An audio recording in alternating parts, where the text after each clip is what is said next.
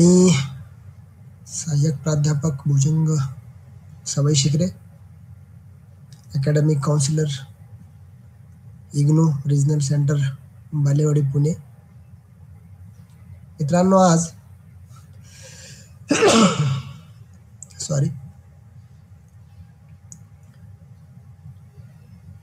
विषय परिचयात्मक स्थूल अर्थशास्त्र, इंट्रोडक्टरी मॅक्रो इकॉनॉमिक्स या विषयाअंतर्गत ब्लॉक नंबर 5. या ब्लॉक नंबर 5चं टायटल आहे ISLM विश्लेषण, ISLM अनालिसिस. यामध्ये युनिट 2 आहेत. पहिलं युनिट आहे 12 नंबरचं, म्हणजे युनिट नंबर 12 आणि युनिट नंबर 13.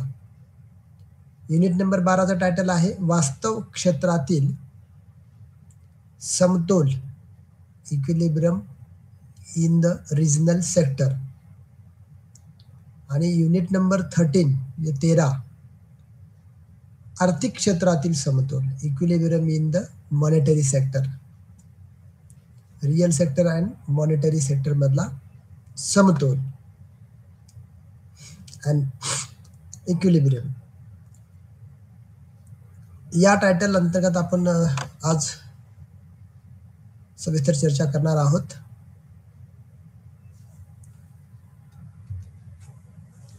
इंट्रोडक्शन पर म्हणजेच प्रास्ताविक पर या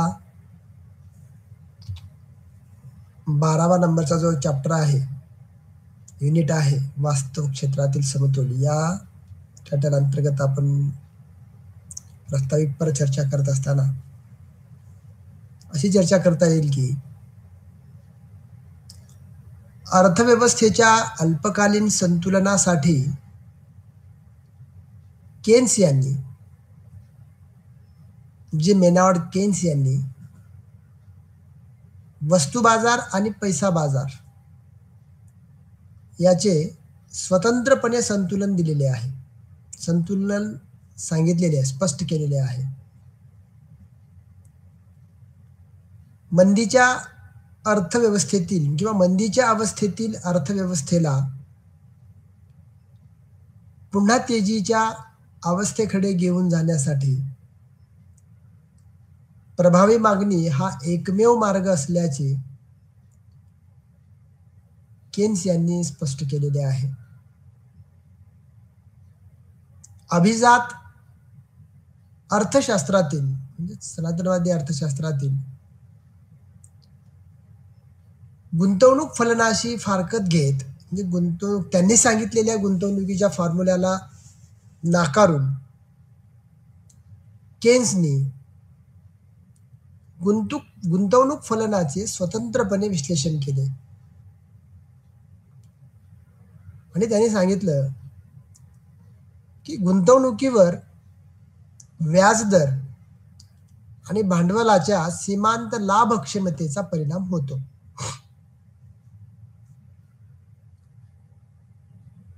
ते पुढे म्हणतात की वाढत्या गुंतवणुकीबरोबर भांडवलाची सीमांत लाभक्षमता घटत जाते आणि त्याचा परिणाम म्हणून जर व्याजदर कमी झाला, व्याजदरामध्ये कपात झाली, तर त्याचा सकारात्मक परिणाम गुंतवणुकीवर होतो, म्हणजेच गुंतवणूक वाढते. असं विश्लेषण मेनार्ड केन्स यांनी केलेलं आहे, हे आपल्याला दिसून येतं. म्हणजे गुंतवणुकीवर व्याजदर आणि भांडवलाची सीमांत लाभक्षमता या दोन्हीचाही परिणाम होतो. जर व्याजदर कमी झाला असेल, व्याजदर कमी असेल, तर त्याचा परिणाम म्हणजे पॉझिटिव्ह परिणाम गुंतवणुकीवर होतो. याचा अर्थ गुंतवणूक वाढते आणि गुंतवणूक वाढली की ऑटोमॅटिक पुढचं चक्र सगळं फिरतं सकारात्मक दृष्टिकोनातून, असं केन्स यांनी स्पष्ट केलेलं आहे. अर्थव्यवस्थेतील पैशाच्या मागणी आणि पुरवठ्याच्या मदतीने व्याजदराची निश्चिती होते. व्याजदर निर्धारित होतो जेव्हा RBI कडून म्हणजेच मध्यवर्ती बँकेकडून, रिझर्व्ह बँक ऑफ इंडियाकडून पैशाच्या पुरवठ्यात वाढ केली जाते तेव्हा व्याजदर कमी होतात, व्याजदर घटतात. आणि या उलट जेव्हा RBI, जेव्हा मध्यवर्ती बँक पैशाच्या पुरवठ्यात घट करते तेव्हा अर्थव्यवस्थेतील व्याजदरात वाढ होऊन त्याचा परिणाम गुंतवणुकीवर प्रतिकूल होतो, निगेटिव्ह इफेक्ट होतो गुंतवणुकीवर. म्हणजे RBI ज्यावेळी अर्थव्यवस्थेमध्ये पैशाचा पुरवठा वाढवते त्यावेळी व्याजदर कमी होतो. जर RBIने पैशाचा पुरवठा कमी केला, पैशाच्या पुरवठ्यात घट केली, म्हणजे याचा अर्थ काय तर RBI घट करताना, पैशाच्या पुरवठ्यामध्ये घट करताना बँक दर, repo rate, reverse repo rate त्यांच्यामध्ये वाढ करते आणि ऑटोमॅटिक पुरवठा कमी होतो. याचा अर्थ व्याजदरात वाढ होते आणि गुंतवणूक कमी होते. ऑलरेडी सगळेच रेट वाढले आहेत तर आपण गुंतवणूक कशी करायची, असा गुंतवणूकदारांचा समाज होतो. अर्थव्यवस्थेतील एकूण मागणी, एकूण उपभोग खर्च, एकूण गुंतवणूक खर्च, एकूण सरकारी खर्च आणि निव्वळ निर्यात यांच्या बेरजेतून तयार होते. अल्पकाळात एकूण उपभोग खर्च स्थिर असतो, त्यामुळे केन्स यांनी गुंतवणूक खर्चावर प्रचंड भर दिला, म्हणजे अधिक भर दिला. अल्पकाळात एकूण उपभोग खर्च स्थिर असतो, त्यामुळे केन्स यांनी गुंतवणूक खर्चावर अधिक भर दिला. म्हणजे काय केलं तर गुंतवणुकीतील वाढीमुळे, म्हणजे त्यांच्यामध्ये काय तर गुंतवणुकीतील वाढीमुळे अर्थव्यवस्थेतील एकूण मागणीत वाढ होते आणि त्याचा परिणाम म्हणून राष्ट्रीय उत्पन्नात देखील वाढ होते, असं केन्स यांनी म्हटलं. गुंतवणुकीत वाढ करण्यासाठी पैशाच्या पुरवठ्यात वाढ करणं गरजेचं असतं. पैशाचा पुरवठा वाढला असेल तरच गुंतवणूक वाढू शकते, सरळ गणित आहे, असं केन्स यांनी म्हटलंय. सारांश रूपात किंवा थोडक्यात केन्स यांच्या विश्लेषणामध्ये, केन्स यांच्या स्पष्टीकरणामध्ये वस्तू बाजार आणि पैसा बाजार यांच्या संतुलनावर अधिक भर देण्यात आलेला आहे, हे आपल्याला इथं स्पष्ट होतं. तुम्हाला देशातला म्हणजे अर्थव्यवस्थेतला एकूण रोजगार वाढवायचा आहे, उपभोग खर्च वाढवायचा आहे, म्हणजेच प्रभावी मागणीमध्ये वाढ करायची आहे, तर गुंतवणुकीवर भर दिला पाहिजे. तुमची गुंतवणूक वाढली पाहिजे आणि गुंतवणूक तुम्हाला वाढवायची असेल तर अर्थव्यवस्थेच्या मधल्या पैशाच्या पुरवठ्यात वाढ झाली पाहिजे. पैशाच्या पुरवठ्यामध्ये वाढ करण्यासाठी मध्यवर्ती बँकेला म्हणजेच RBIला, त्या देशातल्या मेजर बँकेला त्या पद्धतीचं धोरण राबवावं लागेल. तेव्हा कुठं तुमचा वस्तू बाजार आणि पैसा बाजार याच्यामध्ये संतुलन होऊन तुमची अर्थव्यवस्था स्थिर अवस्थेला येऊ शकते, असं केन्सचं म्हणणं आहे. आणि यानंतरच्या काळात, म्हणजे त्या केन्स नंतरच्या काळामध्ये J.R. हेक्स आणि इतर अर्थशास्त्रज्ञांनी वस्तू बाजार आणि पैसा बाजार यांच्यातील परस्पर संबंध व परस्परावलंबित्व यावर विशेष भर दिला. हिक्स यांचं म्हणणं काय होतं तर देशातील उत्पन्नाची पातळी गुंतवणूक आणि उपभोग प्रवृत्ती यावर अवलंबून असते.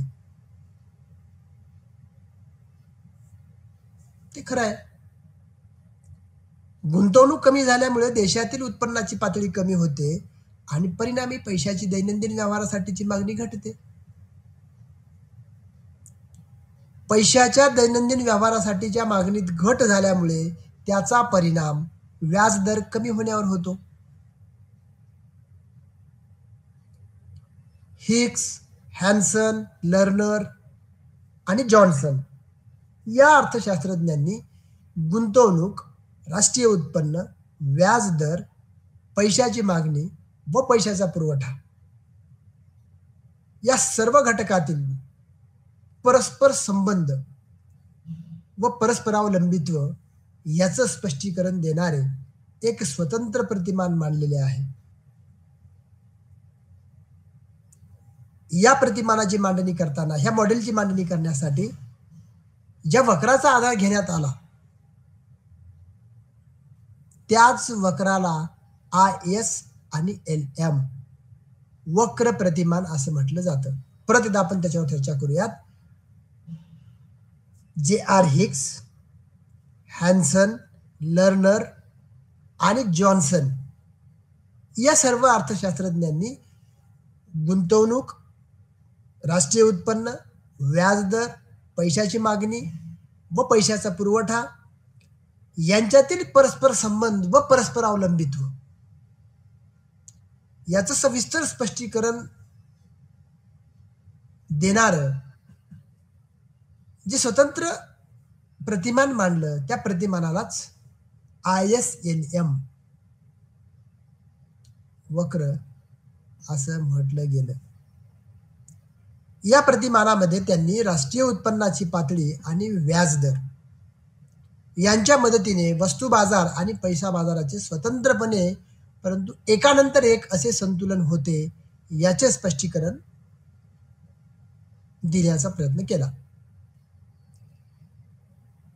म्हणजे आजच्या काळात, म्हणजे सध्याच्या काळात IS आणि LM वक्र प्रतिमान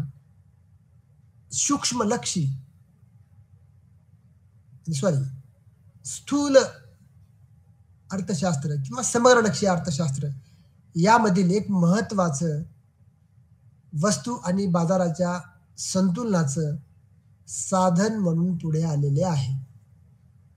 वस्तू बाजार आणि पैसा बाजार यांचं संतुलनाची स्पष्टीकरण देणारं जे काही मॉडेल असेल, जे प्रतिमान असेल ते म्हणजे ISLM.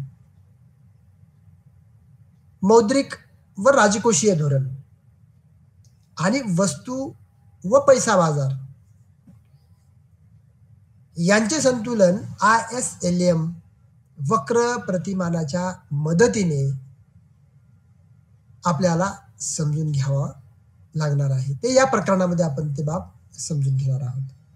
ISLM म्हणजे नेमकं काय ते तुमच्या लक्षात आलं असेल. वस्तू बाजार आणि पैसा बाजाराचं संतुलन कशा पद्धतीने होतं, मौद्रिक धोरण आणि राजकोषीय धोरण, त्याचबरोबर वस्तू बाजार आणि पैसा बाजार या चारही घटकांचं परस्पर अवलंबित्व कसं आहे, एकमेकांना कसे सहाय्यभूत आहेत आणि याच्या माध्यमातूनच आमच्या बाजाराचं संतुलन कसं होतं आणि त्यातून अर्थव्यवस्था स्थिर अवस्थेला कशा पद्धतीने जाते याचं स्पष्टीकरण या विश्लेषणाअंतर्गत आपल्याला दिसून येतं.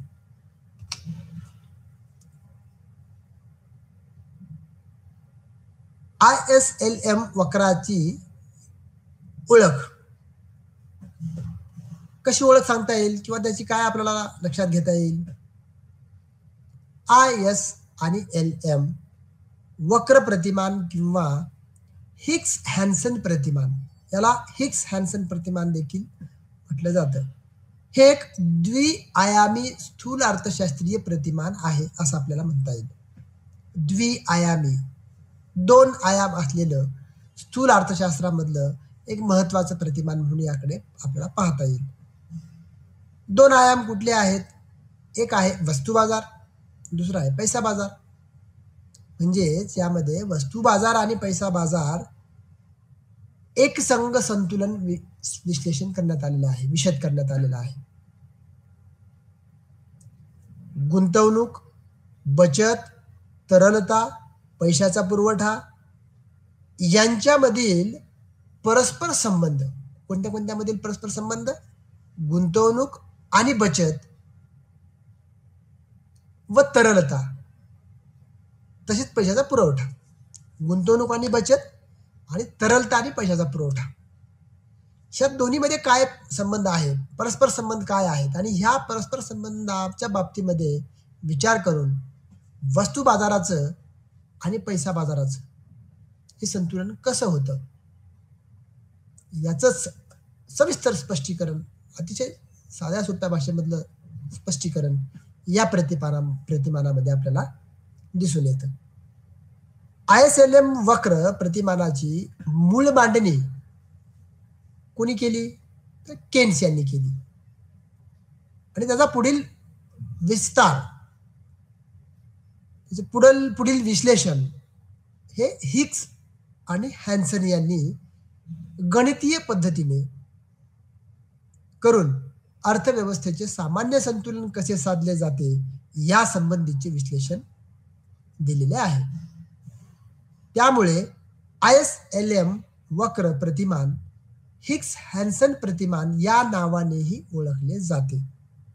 थोडक्यात ISLM वक्राची मांडणी सर्वप्रथम केन्स यांनी केली, पण ISLM वक्राच्या मॉडेलला, प्रतिमानाला एक अर्थशास्त्रीय स्वरूप देऊन, चौकट देऊन त्याचं सविस्तर विश्लेषण, थोडंसं व्यापक स्वरूपाचं विश्लेषण देण्याचं काम हिग्स व हॅन्सन यांनी केलं. म्हणून या ISLM वक्र प्रतिमानाला हिग्स हॅन्सन प्रतिमान या नावानेही ओळखलं जातं.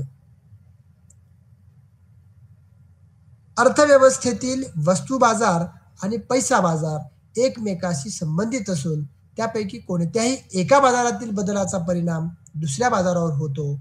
व्याजदर हे पैसा बाजाराचे साधन असून त्याचा परिणाम वस्तू बाजारावर देखील होतो. गुंतवणूक ही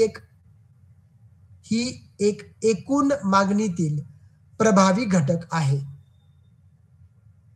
ही बाब आपल्याला नाकारता येत नाही. गुंतवणुकीतील झालेल्या वाढीमुळे एकूण मागणीत वाढ होते. गुंतवणूक आणि व्याजदर ऋणात्मक आणि व्यस्त संबंधात असतात.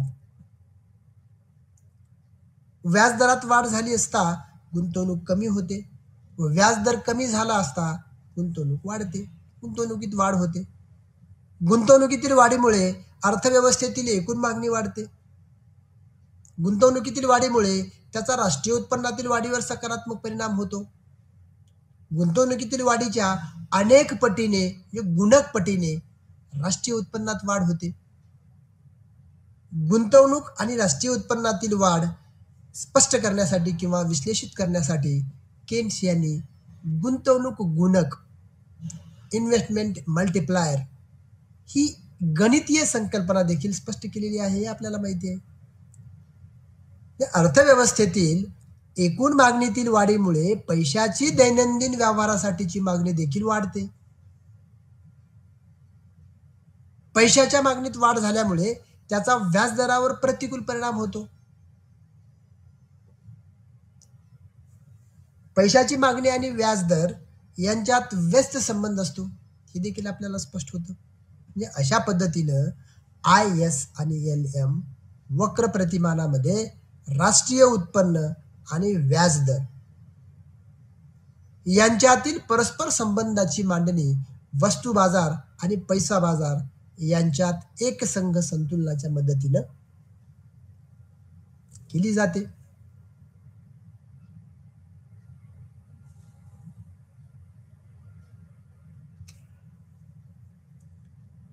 तर ISLM वक्राची उत्पत्ती कशी होते किंवा ISLM वक्राचं स्थलांतरण कसं होतं, ISLM वक्राच्या स्थलांतराची कारणे कोणती आहेत,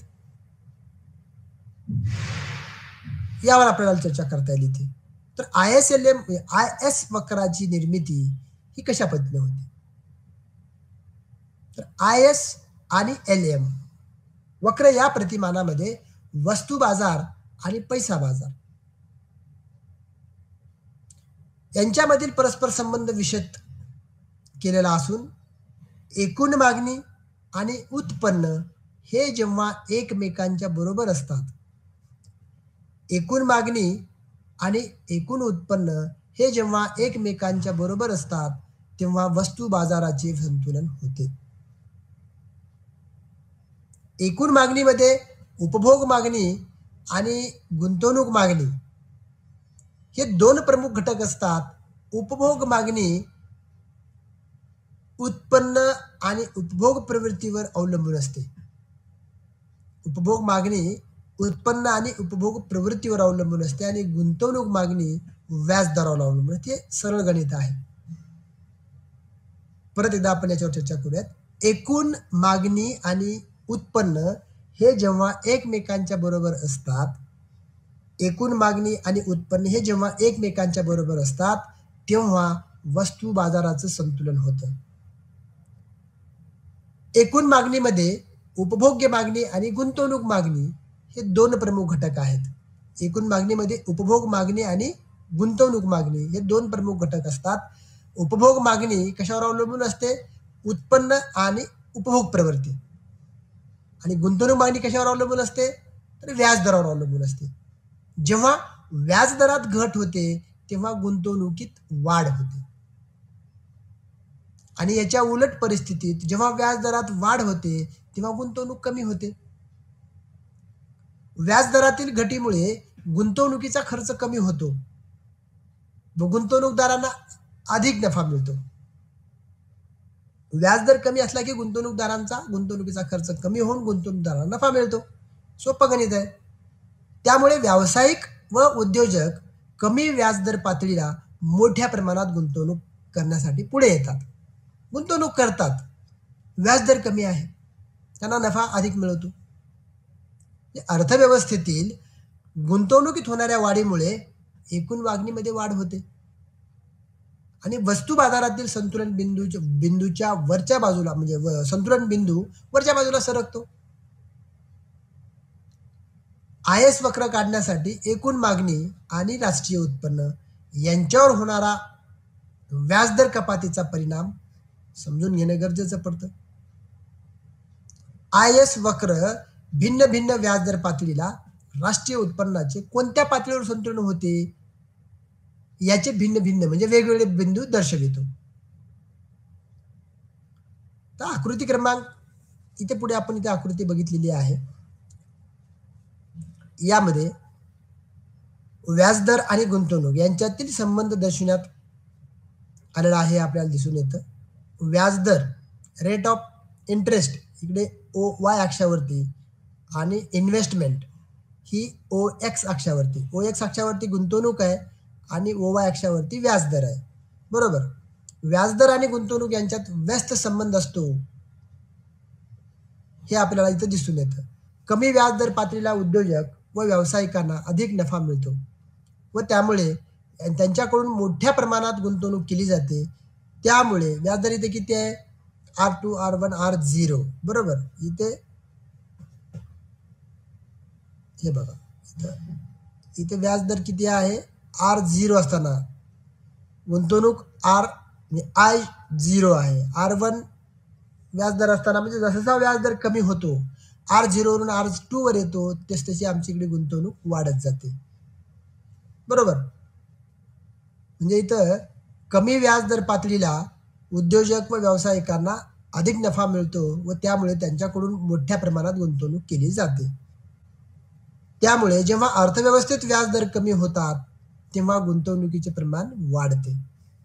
गुंतवणूक एकूण मागणीतील महत्वाची बाब असल्याने गुंतवणुकीत झालेल्या वाढीमुळे अर्थव्यवस्थेतील एकूण मागणीत देखील वाढ होते. त्यामुळे आपल्याला असं म्हणता येईल की व्याजदर कपातीमुळे व्याजदर कमी केल्यामुळे वस्तू बाजारातील एकूण मागणी वाढते आणि त्याचा परिणाम मागणीचा वक्र वरच्या बाजूला सरकतो.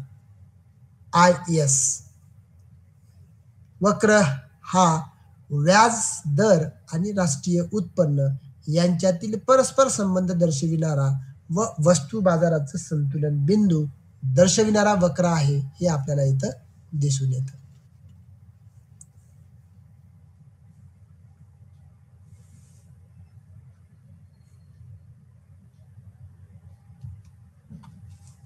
आता आकृती क्रमांक 2 मध्ये बघा. आता थोडीशी किचकट आकृती वाटते आपल्याला. आकृती क्रमांक 6.2 असं आपण त्याला इथे नाव दिलं आहे. आयएस वक्राची निर्मिती कशी होते त्याच्यामध्ये बघा इथे वक्र तुम्हाला दिसतोय. IS वक्र हा डावीकडून उजवीकडे खाली येतोय. त्याच्यावरती आपण 3 बिंदू दाखवले होते ABD आणि इकडे C+S Y = C+S E2 बिंदूमध्ये या वक्राला आपण बघू C+I2 C+I 1 आणि C plus I 0. Investment 2, investment 1, investment 0 असा त्याचा अर्थ होतो. इथे ओ सी जे आहे ते सी हा वक्र y is equal to C plus S हा दर्शवितो. E0, E1, E2 हे असे 3 बिंदू आहेत इथे. तर इथे बघूया आपण आता इकडे, म्हणजे आकृती क्रमांक 6.2 मध्ये वरच्या भागात एकूण मागणीतील वाढीमुळे राष्ट्रीय उत्पन्नात झालेली वाढ इथं दिसून येते. सुरुवातीची एकूण मागणी सी प्लस 0 आहे. व्याज दरात कपात झाल्यामुळे आता इथे बघा सी प्लस 1 इथे दिले आपण सी प्लस 1. कुठल्या बिंदूमध्ये बघतोय आपण? E0 बिंदूमध्ये, बरोबर. इथे Y0 आणि E0 बघा. Y0 असताना Y0, Y1 बरोबर. E0 वरून E1 कडे स्थलांतरित इथं बघा सी प्लस 0 आहे. व्याजदरात कपात झाल्यामुळे गुंतवणुकीत वाढ होते. आता व्याजदर इथे काय केलाय? R0 वरून R11 कडे आला, बरोबर. तर गुंतवणुकीत झाली C plus 1, C plus I1, investment 1 असा त्याचा अर्थ. आणि वरच्या बाजूला सरकला E0 पासून तो E1 कडे गेला, बरोबर. E1 कडे स्थलांतरित झालेला आहे. आणि राष्ट्रीय उत्पन्नात Y0 पासून Y एवढी वाढ झालेली आहे, बरोबर. Y0 पासून Y1 एवढी झालेली आहे. पुन्हा व्याजदरात कपात झाल्यामुळे म्हणजे तो काय केला? R1 वरून R2 पर्यंत परत व्याजदर कमी झाला, बरोबर. तर इथे राष्ट्रीय उत्पन्न बघा पुढच्या पहिल्या आकृतीमध्ये देखील डेल्टा I1 आणि डेल्टा I2 हे ग्रेटर दॅन बदल आहे. तो E0 पासून E1 पर्यंत आणि E1 पासून परत तो व्याजदर आमचा R2 पर्यंत कमी झाल्यामुळे E1 पासून E2 कडे हा वक्र वर सरकतोय. A पासून B आणि B पासून D पर्यंतचा भाग जर बघतोय आपण Y0, Y1 आणि Y2, बरोबर. तर अशा पद्धतीने व्याजदर कमी झाल्यामुळे या व्याजदर कमीचा परिणाम आमच्या राष्ट्रीय उत्पन्नामध्ये म्हणजे गुंतवणुकीमध्ये पण वाढ होते आणि नॅशनल इन्कम मध्ये सुद्धा वाढ होते, राष्ट्रीय उत्पन्नामध्ये देखील वाढ होते. आकृती क्रमांक खालच्या भागात व्याजदर कपात झाल्यामुळे राष्ट्रीय उत्पन्नात झालेली वाढ IS वक्राच्या साह्याने दर्शवण्यात आलेली आहे. हे आपल्याला इथं दिसून येतं. IS इन्व्हेस्टमेंट अँड सेव्हिंग, गुंतवणूक आणि बचत. आय याचा अर्थ इन्व्हेस्टमेंट, एस याचा अर्थ सेव्हिंग म्हणजे बचत, बरोबर. तर पैसा बाजारातील व्याजदर घटीमुळे वस्तू बाजारातील एकूण मागणीत वाढ होते आणि अंतिमतः राष्ट्रीय उत्पन्नात वाढ होते. थोडक्यात व्याजदर आणि राष्ट्रीय उत्पन्न यांच्यातील परस्पर संबंधाचे संतुलन बिंदू IS वक्र दर्शवितो. व्याजदर, गुंतवणूक, एकूण मागणी आणि राष्ट्रीय उत्पन्न या घटकांच्या मदतीने IS वक्राची निर्मिती होते. परत एकदा आपण याच्यावर चर्चा करूयात. राष्ट्रीय उत्पन्नात वाढ म्हणजे थोडक्यात व्याजदर आणि राष्ट्रीय उत्पन्न यांच्यातील परस्पर संबंधाचे संतुलन बिंदू IS वक्र दर्शवितो. व्याजदर, गुंतवणूक आणि एकूण मागणी त्याचबरोबर राष्ट्रीय उत्पन्न, व्याजदर आणि गुंतवणूक, एकूण मागणी आणि राष्ट्रीय उत्पन्न या घटकांच्या मदतीने आपल्या IS वक्राची निर्मिती होते. तर IS वक्राचा आकार ऋणात्मक उताराचा का असतो? आता इथं आपण ह्या आकृतीमध्ये बघतोय सी प्लस एस कंझ्युम्शन उपभोग प्लस बचत आणि Y is equal to Y याचा अर्थ उत्पन्न. मग हा ABC म्हणजे ABD हे जे बिंदू आहेत ते ऋणात्मक स्वरूपाचे आहेत. IS वक्र हा ऋणात्मक दाखवला आहे. तो का असतो? IS वक्र किंवा IS वक्राचा आकार ऋणात्मक उताराचा का असतो? IS वक्र व्याजदर आणि राष्ट्रीय उत्पन्न यांच्यातील परस्पर संबंध दर्शवितो. व्याजदरात घट झाल्यामुळे देशातील गुंतवणुकीचे प्रमाण वाढते. गुंतवणूक हा एक एकूण घटक आहे. व्याजदर कपातीमुळे म्हणजे व्याजदर कमी केल्यामुळे गुंतवणुकीत होणारी वाढ देशातील एकूण मागणीत वाढ घडवून आणते. देशातील उपभोग्य आणि भांडवली वस्तूंच्या खर्चाचं एकूण प्रमाण म्हणजे राष्ट्रीय उत्पन्न होय. परत एकदा लक्षात घ्या, देशातील उपभोग्य आणि भांडवली वस्तूंच्या खर्चाचे, भांडवली वस्तू असतील किंवा उपभोग्य वस्तू असतील, त्यांच्यावरील खर्चाचं प्रमाण म्हणजे राष्ट्रीय उत्पन्न होय. त्यामुळे भांडवली खर्चातील म्हणजेच गुंतवणुकीतील वाढीमुळे राष्ट्रीय उत्पन्नात वाढ होते.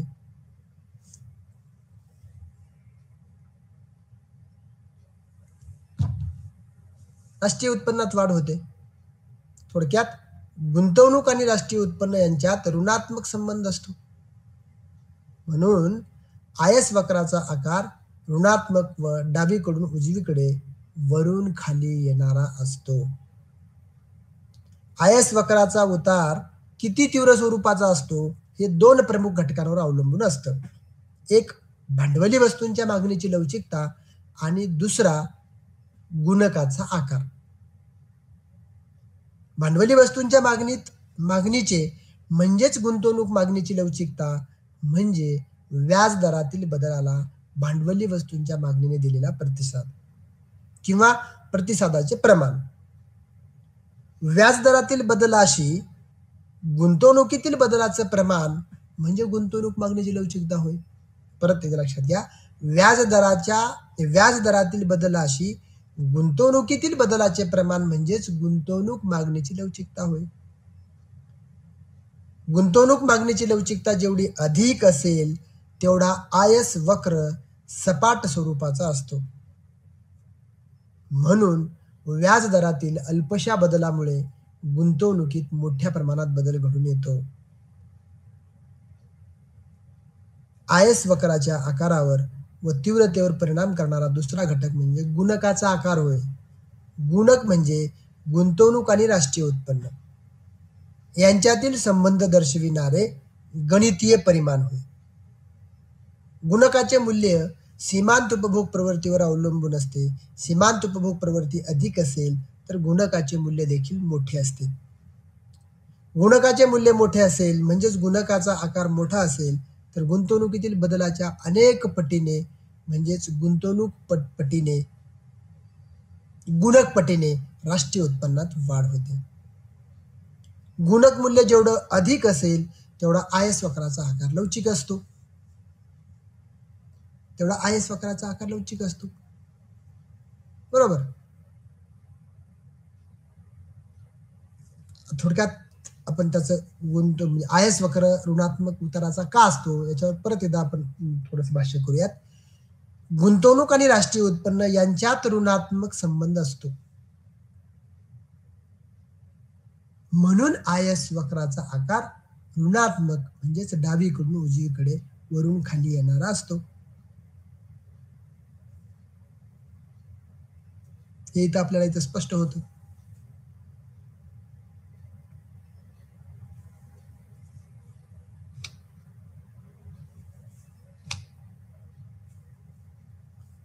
आता एलएम वक्राची निर्मिती. आता आयएस वक्राबद्दल आपण बघितले, बघूयात एलएम वक्राची निर्मिती. एलएम वक्र कसा निर्माण होतो किंवा एलएम वक्र म्हणजे नेमकं काय, तर एलएम वक्राची निर्मिती जेएम केन्स यांच्या पैसा बाजाराच्या विश्लेषणामधून होते. केन्स यांच्या मते लोकांची पैशाची रोखतेसाठीची मागणी दैनंदिन व्यवहार हेतू आणि सट्टेबाजीचा हेतू यावर अवलंबून असते. रोख पैसा लोक का जवळ बाळगतात किंवा रोख पैशाची लोक मागणी का करतात, तर या संदर्भातलं कारण देताना, या संदर्भातलं स्पष्टीकरण देताना त्यांनी दोन बाबी सांगितलेल्या आहेत की लोकांना दैनंदिन व्यवहार करण्यासाठी पैसा लागतो आणि त्याचबरोबर लोकांना सट्टेबाजीच्या हेतूचाही फायदा घ्यायचा असतो. तर दैनंदिन व्यवहारासाठी असणारी पैशाची मागणी कशावर अवलंबून असते, उत्पन्नावर अवलंबून असते. लोक त्यांच्या उत्पन्नातील काही हिस्सा स्वतःकडे रोख स्वरूपात बाळगतात. उत्पन्नाच्या उच्च पातळीला रोखतेची पैशाची मागणी अधिक असते आणि याच्या उलट कमी उत्पन्न पातळीला लोक पैशाची मागणी कमी प्रमाणात करतात.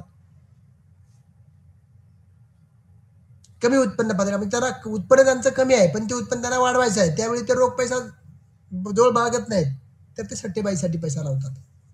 किंवा बँकेत ठेवतात. दैनंदिन व्यवहारासाठीची पैशाची मागणी उत्पन्नावर अवलंबून असते, कारण लोकांना त्यांच्या दैनंदिन गरजांची पूर्तता करण्यासाठी, रोजच्या गरजा पूर्ण करण्यासाठी बाजारातून वस्तू व सेवांची खरेदी करावी लागते. त्यामुळे उच्च उत्पन्न पातळीला लोक अधिक वस्तू व सेवांची खरेदी करण्यासाठी अधिक प्रमाणात रोख पैसे स्वतःकडे बाळगतात. पैशाच्या मागणीचे फलन आपल्याला एका फॉर्म्युल्यामध्ये आपल्याला सांगता येतं किंवा लिहिता येतं. MD is equal to L आणि ब्रॅकेटमध्ये म्हणजे कंसामध्ये YR कंस बंद. MD बरोबर L आणि कंसामध्ये Y, R आणि कंस बंद. MD याचा अर्थ काय किंवा MD म्हणजे काय, तर पैशाची म्हणजे मनी डिमांड, पैशाची मागणी होय. Y म्हणजे वास्तव उत्पन्न आणि R म्हणजे व्याजाचा दर. तर या सूत्रामध्ये किंवा या समीकरणामध्ये अर्थव्यवस्थेतील लोकांकडून केली जाणारी एकूण पैशाची मागणी दाखवली जाते. अर्थव्यवस्थेतील लोकांकडून केली जाणारी एकूण पैशाची मागणी दर्शविली जाते. पैशाची मागणी वास्तव उत्पन्न आणि व्याजदर यावर अवलंबून असते. व्याजदर आणि वास्तव उत्पन्नाच्या भिन्न भिन्न पातळीला एकत्र जोडून तो वक्र तयार होतो. परत लक्षात घ्या, पैशाची मागणी वास्तव उत्पन्न आणि व्याजदर अवलंबून असते, यावर अवलंबून असते. तर व्याजदर आणि वास्तव उत्पन्नाच्या वेगवेगळ्या पातळीला एकत्र जोडून जो वक्र तयार होतो त्याला LM वक्र असे म्हणतात. LM वक्र वास्तव उत्पन्न व व्याजदर यांच्यातील परस्पर संबंधाचे बिंदू एकत्र जोडून तयार होतो. पैशाचा पुरवठा मध्यवर्ती बँकेकडून निर्धारित केला जातो असे या विश्लेषणामध्ये गृहीत धरण्यात आलेले आहे. पैशाचा पुरवठा मध्यवर्ती बँकेकडून निर्धारित केला जातो असं या विश्लेषणामध्ये गृहीत धरण्यात आलेलं आहे. पैशाची मागणी आणि पैशाचा पुरवठा या पैसा बाजाराच्या दोन प्रमुख बाबी आहेत. पैसा बाजाराचे संतुलन होण्यासाठी पैशाची मागणी आणि पैशाचा पुरवठा यामध्ये समानता असणं आवश्यक आहे. LM म्हणजे किंवा L म्हणजे लोकांची रोख रकमेची म्हणजेच पैशाची एकूण मागणी असून M म्हणजे अर्थव्यवस्थेतील पैशाचा पुरवठा होय. L म्हणजे लोकांची रोख रकमेची म्हणजेच पैशाची एकूण मागणी होय, लिक्विडिटी ऑफ मनी. आणि M याचा अर्थ अर्थव्यवस्थेतील पैशाचा एकूण पुरवठा होय.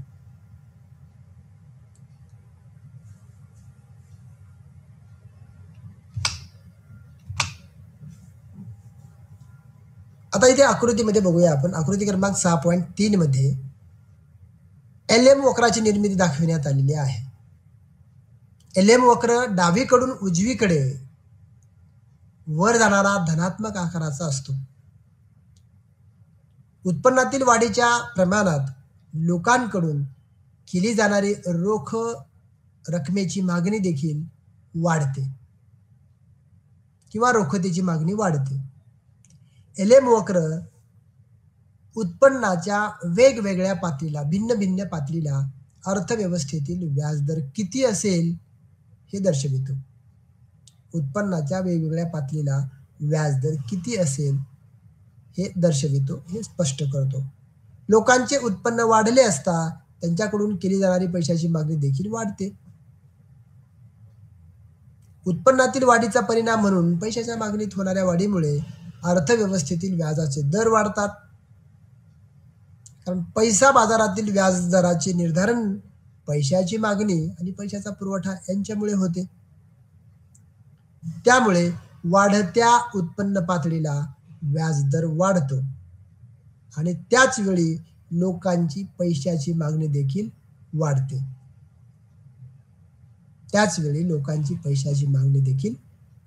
या आकृतीमध्ये आपण बघतोय लेवल ऑफ इन्कम आणि रेट ऑफ इंटरेस्ट. इकडे OY अक्षावरती आपण व्याजदर दाखवलेला आहे आणि इकडे ओ एक्स अक्षावरती इन्कम उत्पन्नाची पातळी दाखवलेली आहे आणि हा LM म्हणजे LM हा वक्र आहे. इकडे जसा जसा रेट ऑफ इंटरेस्ट कमी होत जातो तसं तसं उत्पन्न पातळी तुमची वाढताना दिसते. बरोबर. उत्पन्न पातळी जेवढी अधिक तेवढी तुमची पर्चेसिंग पॉवर अधिक, असा त्याचा अर्थ होतो.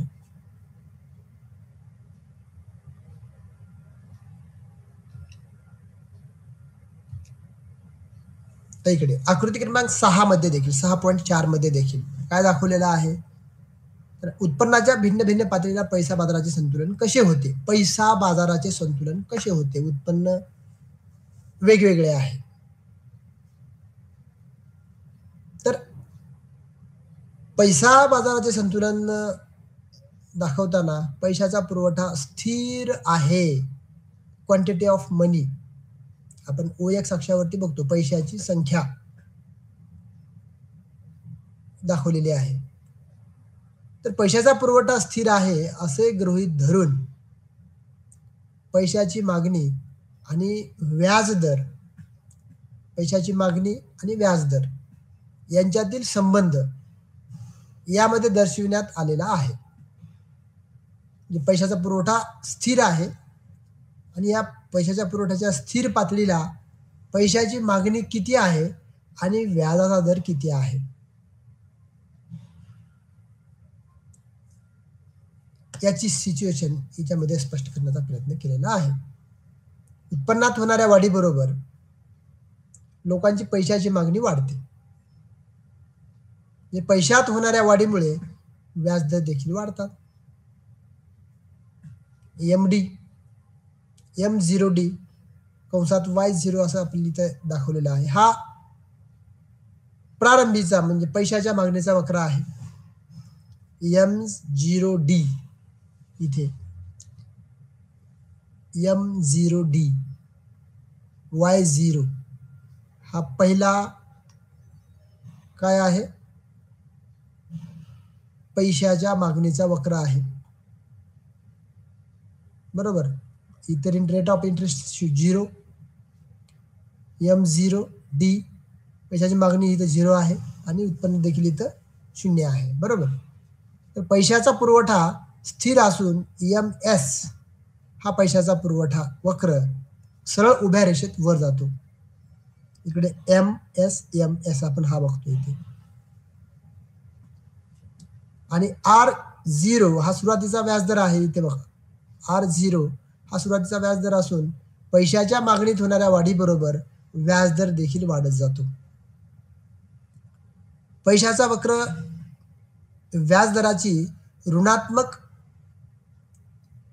संबंध असतो हे स्पष्ट करतो.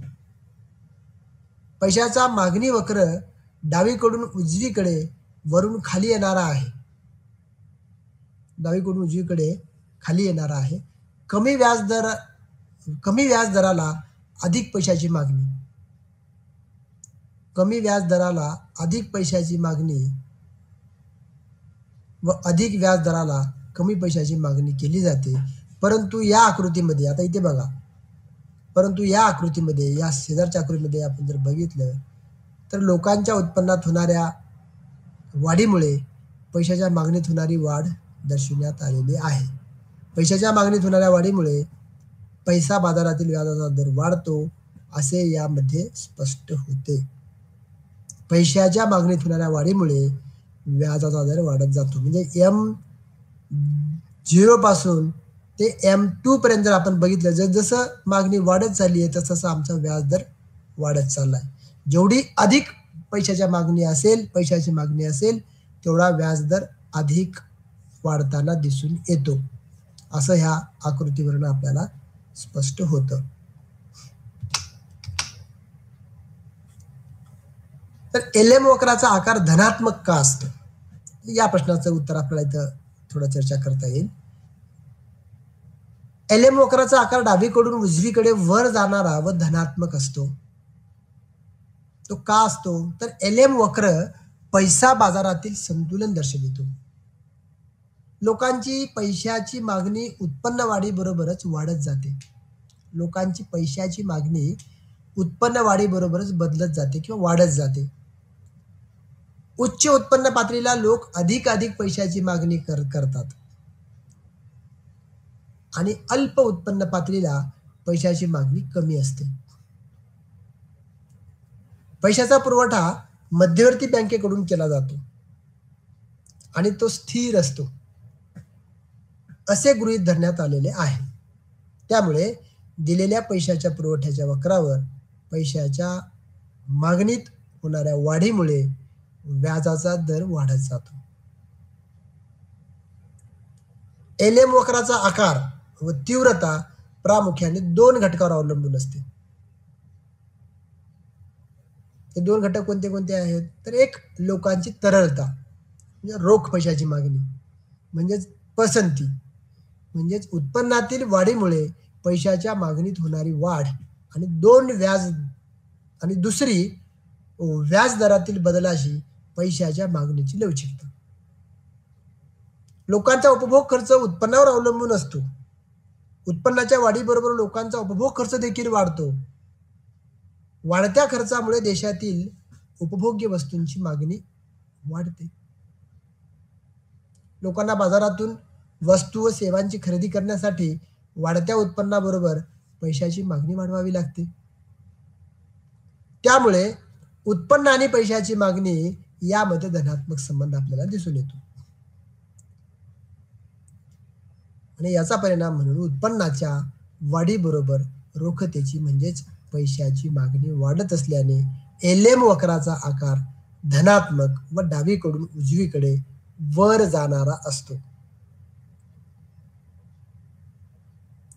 उत्पन्न पातळी आणि रोखतेची मागणी यांच्यातील लवचिकतेवर एलएम वक्र अवलंबून असतो. एलएम वक्राच्या आकारावर परिणाम करणारा दुसरा घटक म्हणजे पैशाच्या मागणीची व्याजदराची असलेली लवचिकता होय. व्याजदराची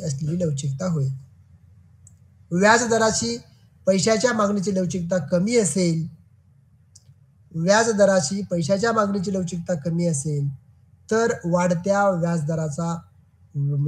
व्याजदराबरोबर पैशाची मागणीवर फार परिणाम होत नाही. पैशाच्या मागणीवर फार मोठा परिणाम होत नाही. त्यामुळे एलएम वक्राचा आकार अधिक तीव्र स्वरूपाचा असतो. दुसऱ्या बाजूला व्याजदराशी पैशाच्या मागणीची लवचिकता अधिक असेल तर एलएम वक्राचा आकार अधिक लवचिक व सपाट असतो.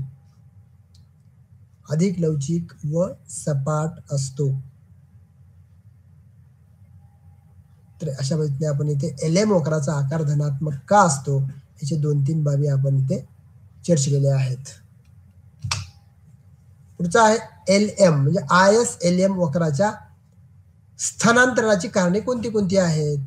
का वरच्या बाजूला जातो किंवा का खालच्या बाजूला येतो? एलएम वक्र याच्यामध्ये बदल का होतो?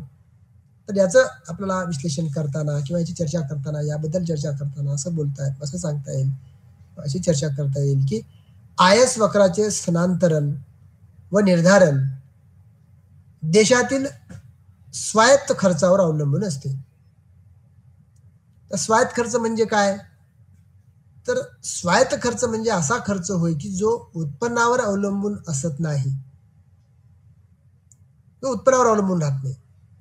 स्वायत्त खर्च हा स्वतंत्र खर्च असतो. या खर्चावर उत्पन्नाचा कोणताही परिणाम होत नाही. प्रामुख्याने सार्वजनिक खर्च आणि गुंतवणूक यावर होणारा खर्च स्वायत्त खर्च म्हणून ओळखला जातो. सार्वजनिक खर्च आणि गुंतवणूक यावर होणारा खर्च स्वायत्त खर्च म्हणून ओळखला जातो. देशातील भांडवली वस्तूंचा साठा स्थिर राहावा म्हणून नियमितपणे गुंतवणूक करावी लागते. याबरोबरच वाढत्या लोकसंख्येच्या गरजांची पूर्तता करण्यासाठी देखील नियमितपणे गुंतवणूक करावी लागते.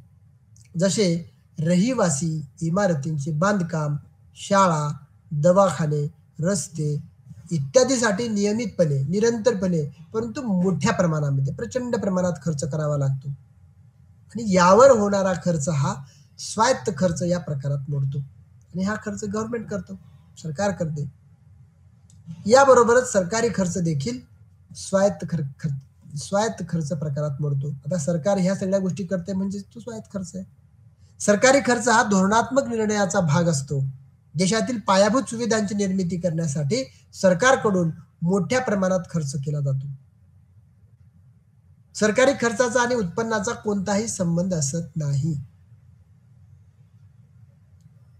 सार्वजनिक खर्च आणि गुंतवणुकीवरील स्वायत्त खर्च यामुळे देशातील एकूण मागणी वाढते. याबरोबरच उपभोग खर्च हा देखील एकूण मागणी यातील सार्वजनिक खर्च, स्वायत्त गुंतवणूक खर्च आणि स्वायत्त उपभोग खर्च यात होणाऱ्या वाढीमुळे एकूण मागणीत वाढ होऊन आयस वक्र उजव्या बाजूला स्थलांतरित होतो. या उलट एकूण मागणीत घट झाली असता आयस वक्र डाव्या बाजूला स्थलांतरित होतो. एकूण मागणीत होणारा बदल हा आयस वक्राच्या स्थानांतरण या मागील महत्वाचा घटक असतो. एलएम वक्र पैशाचा पुरवठा आणि पैशाची मागणी यावर अवलंबून असतो. पैशाच्या पुरवठ्यात बदल झाला असता एलएम वक्र स्थलांतरित होतो. एलएम वक्र विश्लेषणामध्ये पैशाची मागणी आणि पुरवठा ह्या अनुषंगाने पैसा बाजारात होणाऱ्या व्याजदर निश्चितीचे स्पष्टीकरण केले जाते. उत्पन्नात कोणताही बदल होत नाही असे गृहीत धरून पैशाच्या पुरवठ्यात वाढ केली असता देशातील व्याज दरात घट होते. व्याज दरात घट झाल्यामुळे लोकांना स्वतःकडे अधिक प्रमाणात रोख पैसे ठेवायला आवडतात. पैशाच्या पुरवठ्यातील वाढीमुळे व्याजदर कमी होतात व कमी व्याजदर पातळीवर पैसा बाजाराचे संतुलन होते. पैशाचा पुरवठा आणि दिलेल्या उत्पन्न पातळीला लोकांची तरलता पसंती या दोन घटकांचा एलएम वक्राच्या स्थानांतरणावर परिणाम होतो. तेव्हा तरलतेची म्हणजेच पैशाची मागणी वाढते आणि पैशाचा पुरवठा व उत्पन्न पातळी स्थिर राहते. त्यावेळी व्याजदर वाढतात. व्याजदर वाढल्यामुळे एलएम वक्र डाव्या बाजूला स्थलांतरित होतो. तसेच पैशाचा पुरवठा वाढला असता आणि त्याच वेळी पैशाची मागणी आणि उत्पन्न पातळी स्थिर असेल तर बाजारातील व्याजदर घटत आहेत आणि घटलेल्या व्याजदरामुळे एलएम वक्र उजव्या बाजूला स्थलांतरित होतो.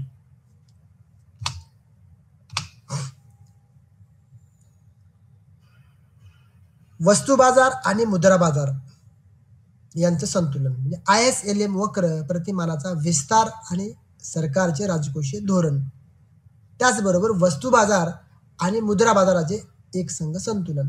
आयएसएलएम वक्र प्रतिमान उत्पन्न आणि व्याजदर या दोन घटकांना एकत्रित जोडून वस्तू बाजार आणि पैसा बाजाराचे एकसंघ विश्लेषण करते. ज्या बिंदूवर आयएसएलएम वक्र एकमेकांना छेदतात त्या बिंदूवर व्याजदर आणि उत्पन्न पातळी निर्धारित होते. आयएसएलएम वक्र प्रतिमान प्रामुख्याने गुंतवणूक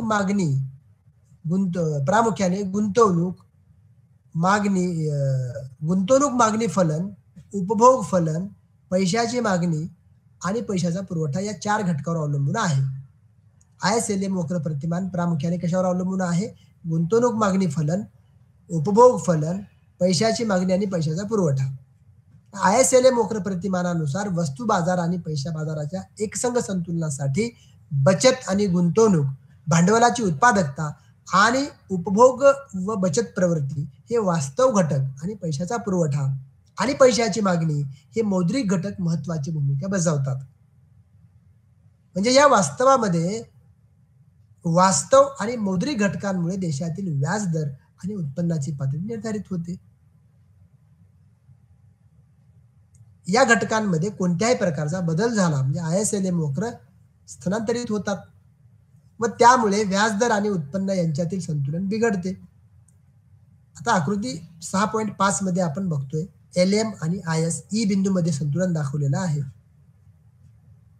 म्हणजेच काय, व्याजदर आणि उत्पन्नाचे संतुलन आयएसएलएम वक्र प्रतिमानाच्या मदतीने स्पष्ट केलेले आहे. आकृतीमध्ये ई बिंदू हा संतुलन आहे.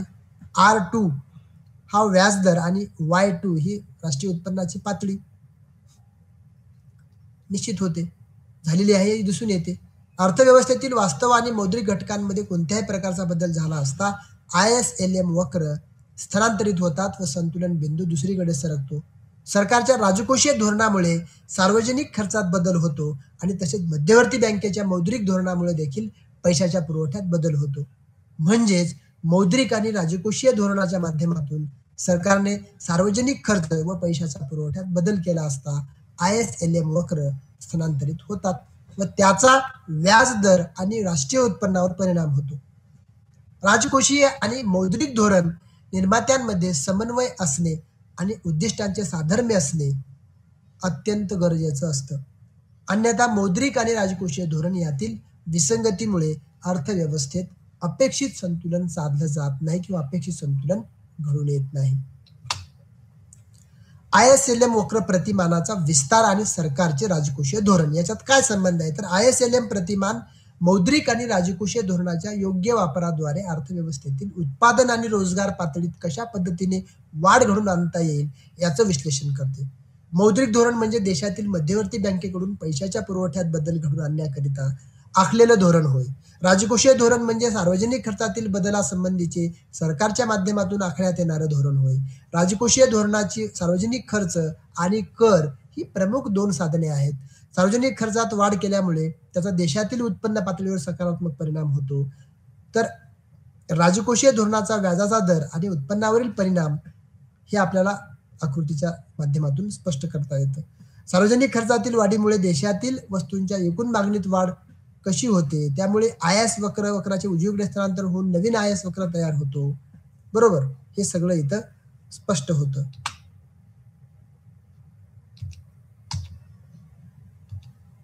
आता इथं आकृती दाखवलेली आहे. या आकृतीमध्ये बघा, थोडीशी किचकट आकृती वाटते आपल्याला. आकृतीचे दोन भाग आहेत, ए आणि बी.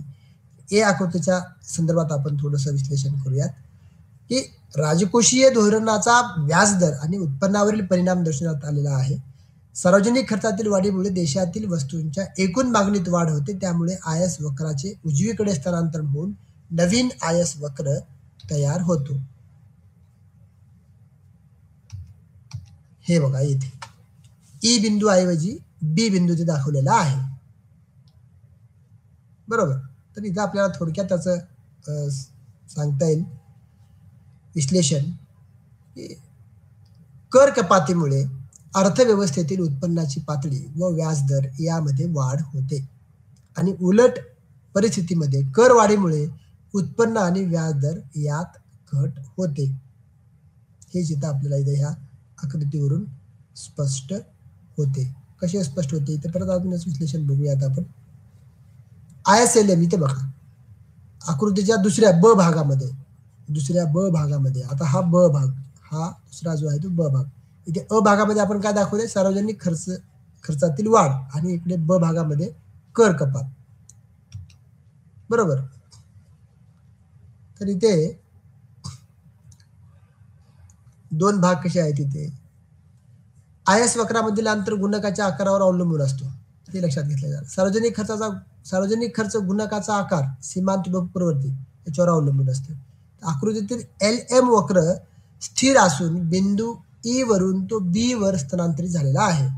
ई वरून बी वर, इथे बघा, ई वरून इथे बी वर. बरोबर, सार्वजनिक खर्च गुणक हा सार्वजनिक खर्चाचा उत्पन्नावर होणारा परिणाम दर्शवणारा महत्वाचा घटक आहे. थोडक्यात सार्वजनिक खर्चातील वाढीमुळे देशातील राष्ट्रीय उत्पन्नाची पातळी व व्याजदर यामध्ये वाढ होते.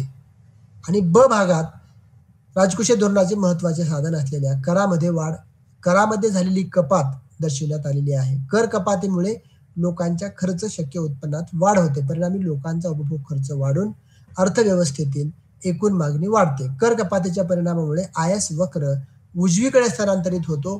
कर कपातीमुळे लोकांच्या उपभोग खर्चात वाढ होऊन देशातील वस्तूंच्या मागणीत वाढ होते, त्यामुळे वक्राचे उजवीकडे स्थलांतर होऊन नवीन वक्र तयार झालेला आपल्याला इथं दिसून येतो. इथे हे बघा, ई पासून डी कडे तो गेलेला आहे. LM वक्र वक्र IS1 पासून IS2 कडे गेलेला आहे तो. अशा पद्धतीने इथे याचं स्पष्टीकरण आपल्याला दिसून येतं. म्हणजे काय झालं दुसऱ्या भागामध्ये आकृतीच्या, धोरणाचे महत्व. राजकोषीय धोरणाचं महत्व साधत असलेल्या करामध्ये झालेली कपात दर्शविण्यात आलेली आहे. हे आपल्याला इथे दिसून येतं. कर कपातीमुळे लोकांच्या खर्च शक्य उत्पन्नात वाढ होते.